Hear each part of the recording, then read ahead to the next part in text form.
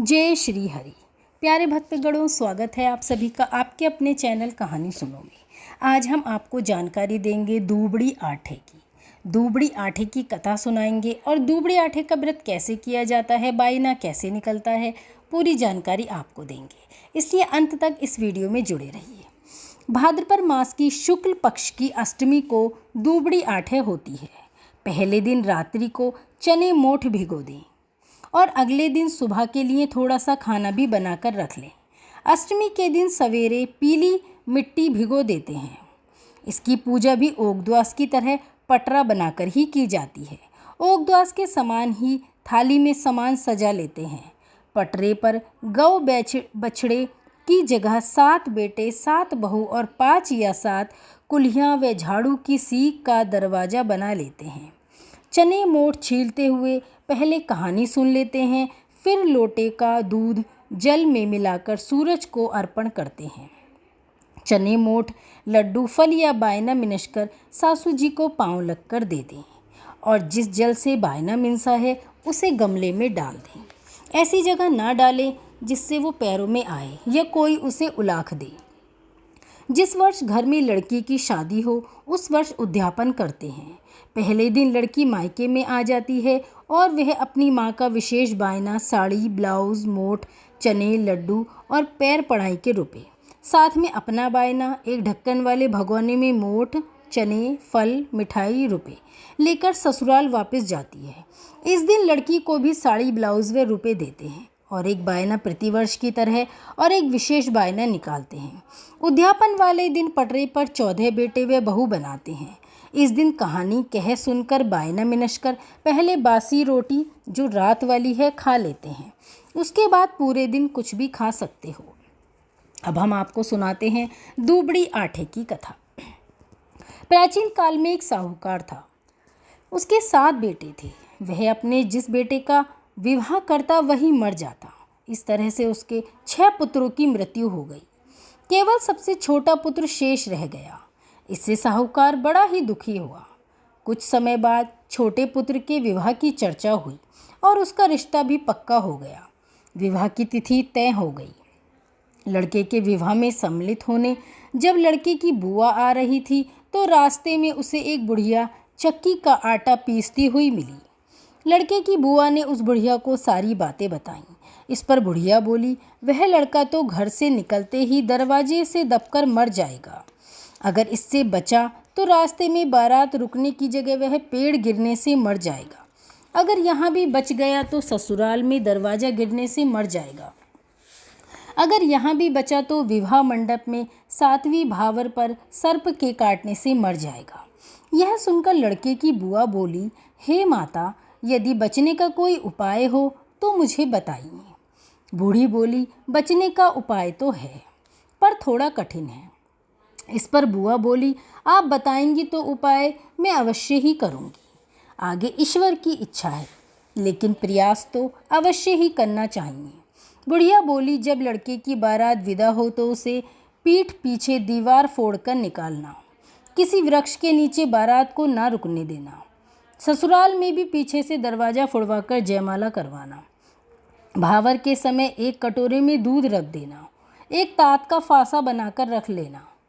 जब सांप आकर दूध पी ले तो उसे फासे में फंसा लेना और बांध लेना। इसके बाद सर्पिणी आएगी, वह सांप को छोड़ने के लिए कहेगी। तब उससे अपने 6 मृतक भतीजों को मांगना। वह पहले से 6 मरे हुए तुम्हारे भतीजों को जीवित कर देगी। इस बात को किसी से ना कहना, क्योंकि ऐसा कहने से सुनने वाले और कहने वाले दोनों की मृत्यु हो जाएगी। इससे लड़का भी नहीं बच पाएगा, वह भी मर जाएगा। सारी बातें बताकर बुढ़िया ने अपना नाम दूबड़ी बताया और वहाँ से चली गई। सारी बातें सुनकर लड़के की बुआ घर आ गई। जब बारात जाने लगी तो लड़के की बुआ रास्ता रोककर खड़ी हो गई और बोली, मेरे भतीजे को दीवार फोड़कर पीछे से निकालो। ऐसा ही किया गया। लड़का सकुशल निकल आया। उसके घर से बाहर आते ही मकान के आगे का पुराना दरवाज़ा भर भरा कर गिर पड़ा। यह देखकर सब कहने लगे, बुआ ने तो यहाँ बहुत ही अच्छा किया, लड़के की जान बचा ली। बुआ भी बारात के साथ जाने लगी तो सबने मना किया और कहा कि बारात में महिलाएं तो साथ नहीं जाती, पर बुआ ने किसी की बात ना सुनी। वह भी बारात में साथ गई। मार्ग में जब बारात में एक वृक्ष के नीचे बारात रुकने लगी तो बुआ ने सबको रोका और लड़के को वृक्ष के नीचे न बैठाकर धूप में बिठाया। लड़के के धूप में बैठते ही वृक्ष चरमराकर गिर पड़ा। यह देखकर सारे बाराती बुआ की प्रशंसा करने लगे। पूरी बारात बुआ की अब तक की समझदारी से बहुत ही प्रभावित थी, इसलिए किसी ने भी उसकी बात का विरोध नहीं किया।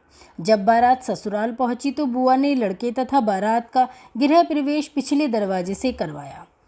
ससुराल के घर में पिछले दरवाजे से लड़के तथा बारात के प्रवेश करते ही आगे का दरवाजा अपने आप भर भरा कर गिर गया। इस पर सब फिर से आश्चर्यचकित हो गए और आपस में कहने लगी कि यह सब बातें बुआ को आखिर किसने बताईं। जब लड़के की भावरे पड़ने लगी तो बुआ ने कटोरे में कच्चा दूध मंगाकर तथा ताता का फासा बनाकर रख लिया। जब लड़के की 7वीं भावर पड़ने लगी तभी सर्प आया। बुआ ने उसके आगे दूध कर दिया। जब सांप दूध पीने लगा तो बुआ ने तात के फासे में फंसाकर सांप को बांध लिया। इस पर सर्पिणी ने उसके भतीजे जीवित कर दिए और सर्प को अपने साथ लेकर चली गई। इस प्रकार साहूकार के सातों पुत्र जीवित हो गए। बारात सकुशल घर वापस आ गई। साहूकार के मृत बेटे को जीवित करने वाली उस अज्ञात दूबड़ी माँ नाम की वृद्धा का नाम दूबड़ी आठे पड़ गया। हे दूबड़ी माता, जैसे तुमने साहूकार के बहन के 7 भतीजे लौटाए, ऐसे ही सबकी रक्षा करना। बोलो दूबड़ी माता की जय। अब हर त्योहार की कथा कहानी के साथ साथ जैसे कि आप सबको पता है कि विंदायक जी की कहानी अवश्य ही पढ़ी जाती है। अब हम सुनेंगे विंदायक जी की कथा। एक बुढ़िया माई रोज मिट्टी के गणेश जी की पूजा करती थी। बेचारी बुढ़िया के बनाए गणेश जी रोज गल जाते। उसके घर के सामने एक सेठ जी का मकान बन रहा था। बुढ़िया माई सेठ जी के मकान पर जाकर राजगीर से बोली, भाई मेरे मिट्टी के बनाए गणेश जी रोज गल जाते हैं, आप मेरी पूजा के लिए पत्थर के गणेश जी बना दो, आपकी बड़ी ही कृपा होगी। राजगीर बोला, माई जितनी देर में तुम्हारे लिए गणेश जी बनाएंगे उतनी देर में तो सेठ जी की दीवार पूरी करेंगे। बुढ़िया यह सुनकर दुखी मन से घर वापस आ गई।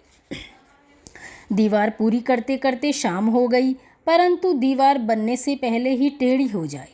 शाम को सेठ जी आए और पूछा, आज सुबह से कुछ काम नहीं हुआ। तब राजगीर ने बुढ़िया वाली बात कह सुनाई।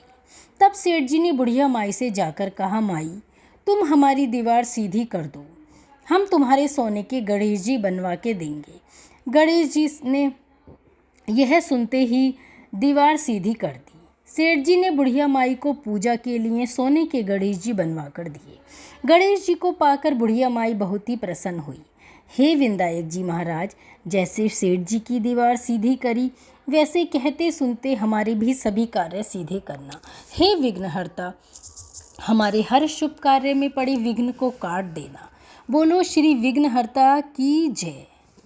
साथियों, आपको ये दूबड़ी आठे और विंदायक जी की कहानी कैसी लगी? अच्छी लगी हो तो लाइक ज़रूर कीजिए और जुड़े रहिए हमारे साथ। श्री विघ्नहर्ता की आप पर कृपा हमेशा बनी रहे। जय श्री विघ्नहर्ता।